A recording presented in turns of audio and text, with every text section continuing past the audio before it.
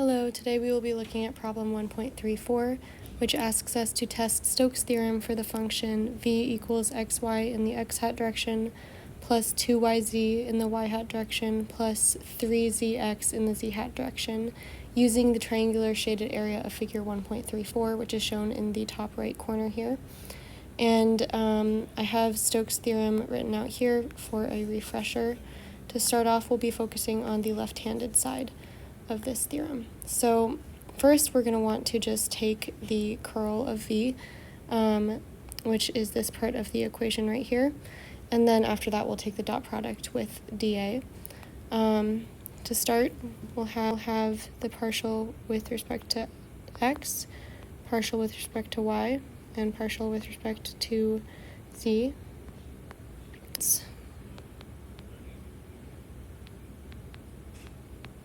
And 3zx. And to take the cross product, first we will have in the x-hat direction, so that will be partial with respect to y of 3zx minus the partial with respect to z of 2yz. And this is in the x-hat direction.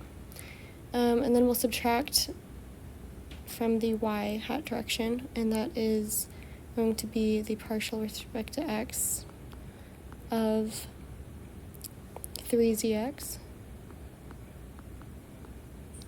minus the partial with respect to z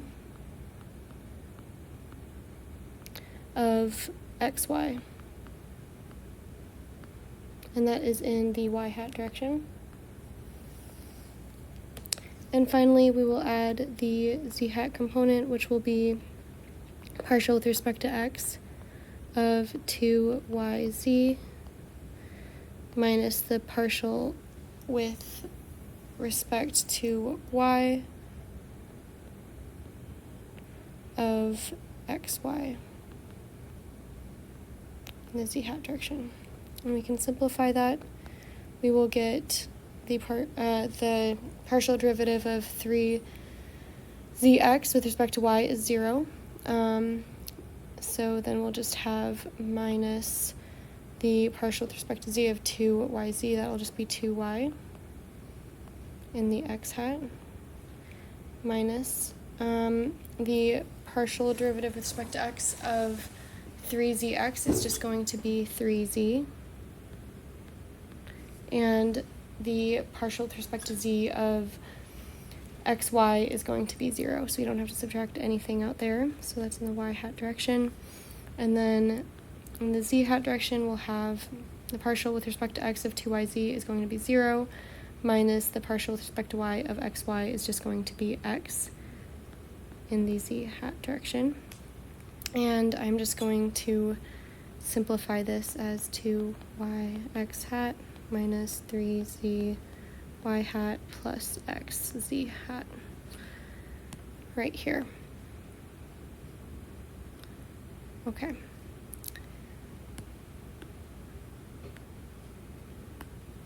Now that we have that, we want to, well, we can rewrite it over here.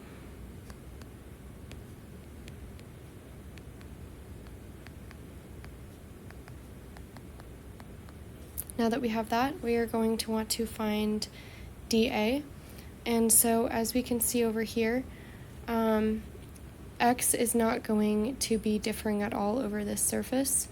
Right here, x is going to be a constant at 0.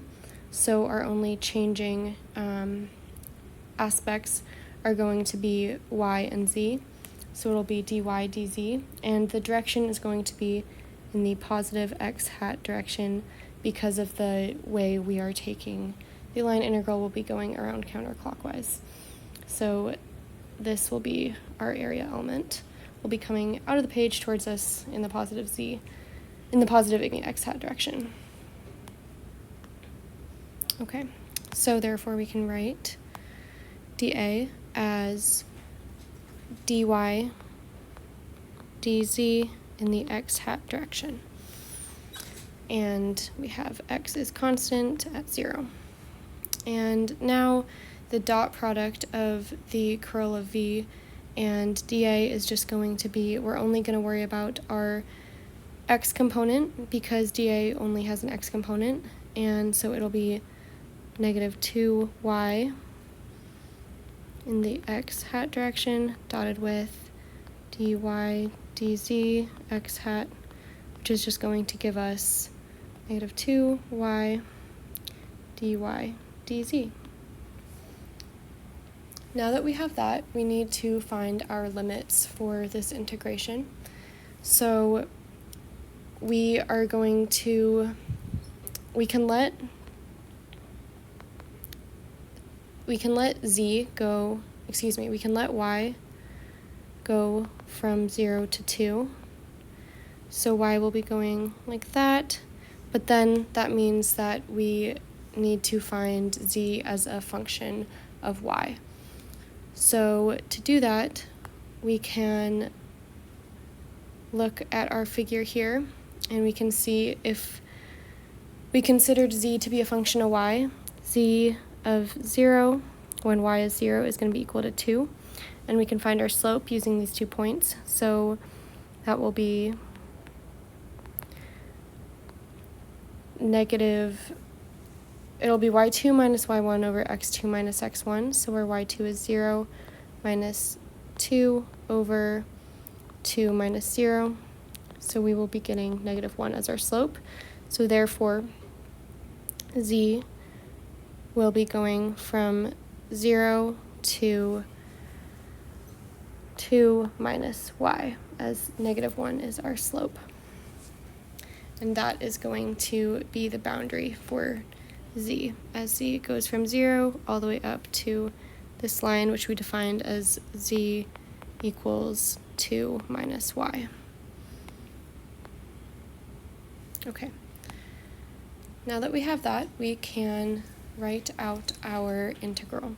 So we are going to let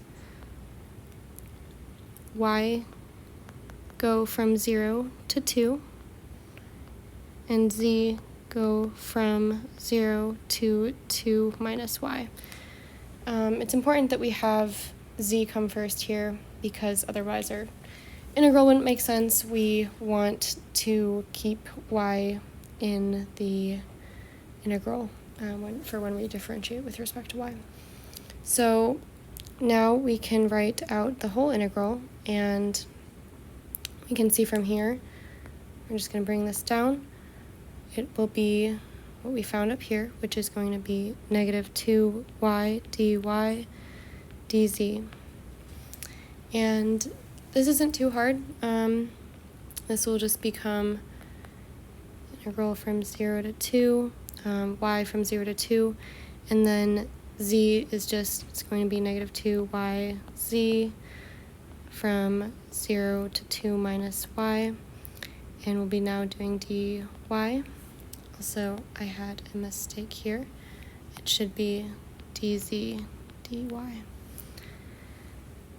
And then that's going to go from to this, which will be negative 2y, and then we'll have 2 minus y, excuse me, we'll plug in for z, and we're not going to plug, the 0 would take it to 0, so we can leave it as that, and dy, and then now we just have to integrate 0 to 2 of negative 2y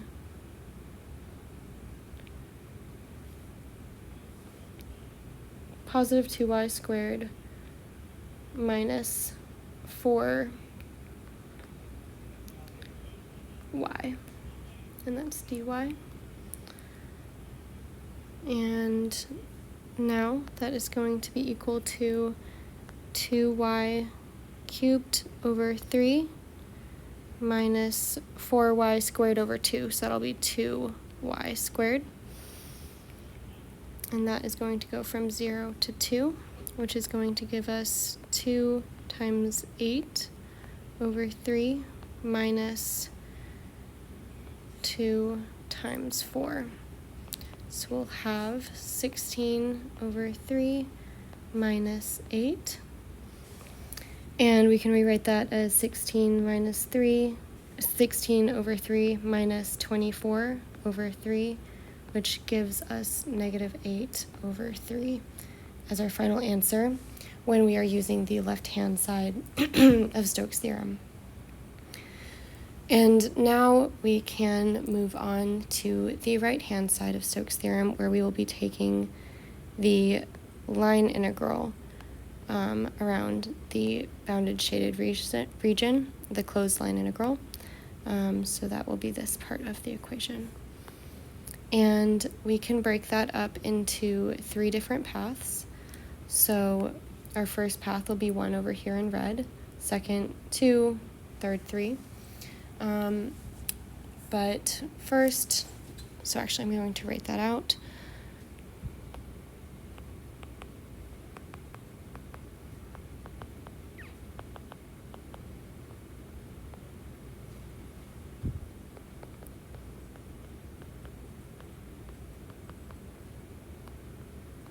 And we'll want to add up all of those path integrals, those line integrals, to get our final answer.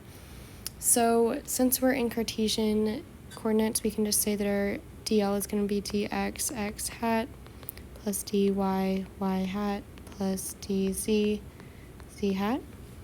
And therefore, when we dot dl with our vector, with our function, over here, we're just going to have x, y, and the dx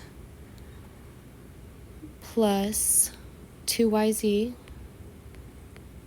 dy plus 3zx dz. I'm going to put parentheses to make it more clear. Excuse me. Okay. Now we're just going to go for each path one at a time. So our first path is going to take us, let's look at our diagram, it'll go from 0, 0, 0 to 0, 2, 0.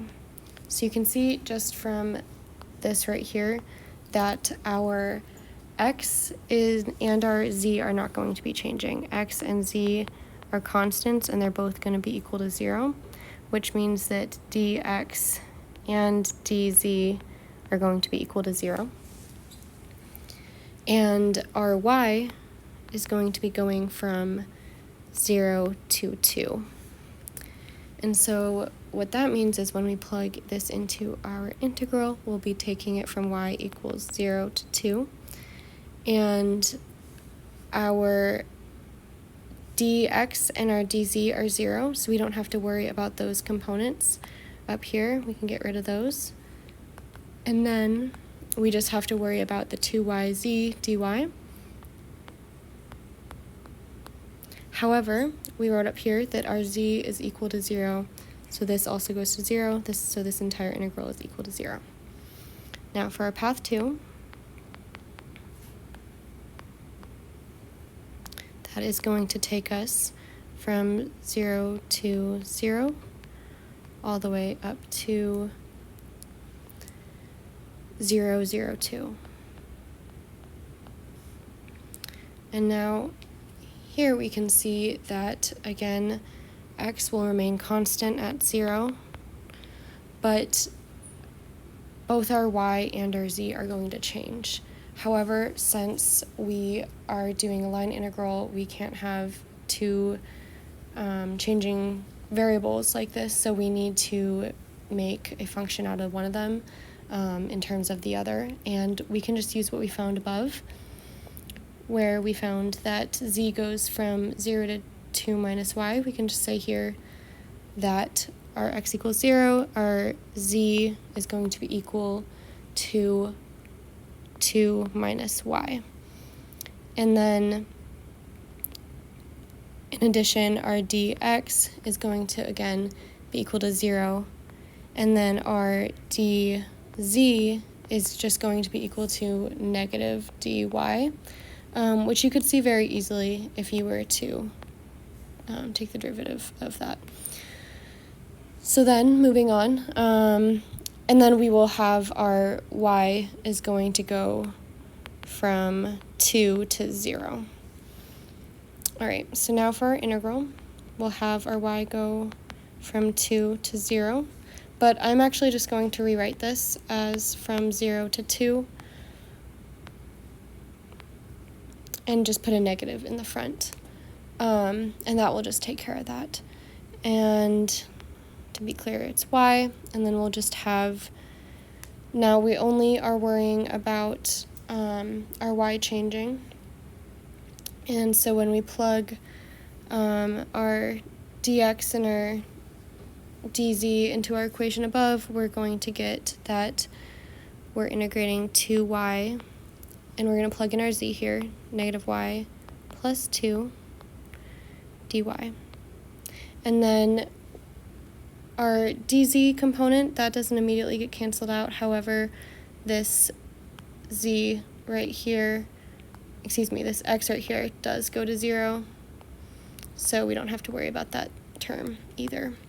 So this is going to be our integral, and that is just going to be equal to integral from 0 to 2 of negative 2y squared plus 4y dy, which is going to be our plus 2y cubed over 3 minus 2y squared, because it's 4y squared over 2. And then this is going to go from 0 to 2. And then that just simplifies into our 16 over 3 minus 8, which gives us negative 8 over 3 if we were to use the same fraction method as we used above. So there's our answer for path 2. And then now we can worry about path 3. So for path 3,